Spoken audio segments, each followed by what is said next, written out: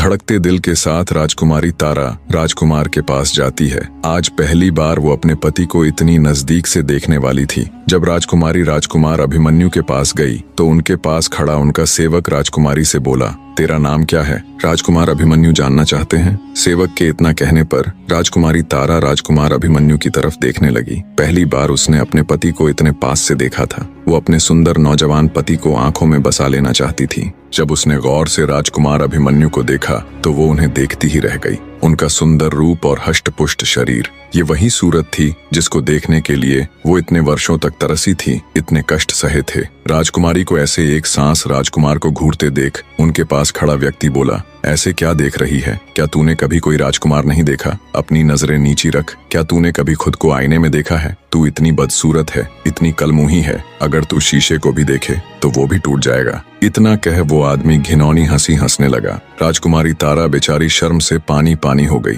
तभी राजकुमार अभिमन्यु पास खड़े व्यक्ति की हरकत पर क्रोधित होते हुए बोले, अगर वो क्रूप है, काली है, बद्दी है तो इसमें इस बेचारी का क्या दोष है? अरे मूर्ख आदमी, ये तो उस ऊपर वाले की बनाई रचना है। वो किसी को कैसा तो किसी को कैसा बनाता है। किसी के शक्ल सूरत का उपहास करना मतलब उस ऊपर वाले की तौहीन करना है। राजकुमार अभिमन्यु की बात सुन पास खड़े व्यक्ति का अपना सा मुंह हो जाता है। वहीं पास खड़ी राजकुमारी ने जब राजकुमार के शब्दों को सुना तो उसके दिल में राजकुमार की इज्जत कई गुना बढ़ गई। उसे फक्र हो रहा था कि वो इतनी अच्छी सोच, इतने सुंदर विचारों वाले पुरुष की जीवन संगिनी है। राजकुमारी तारा शर्माते हुए राजकुमार की तरफ देखते हुए बोली, जी मेरा नाम चंदा है। राजकुमार बोला, ठीक है चंदा, अब तुम जाओ। राजकुमारी बाड़े में आकर अपने काम में मशगूल हो गई। ऐसे ही दिन बीतने लगे।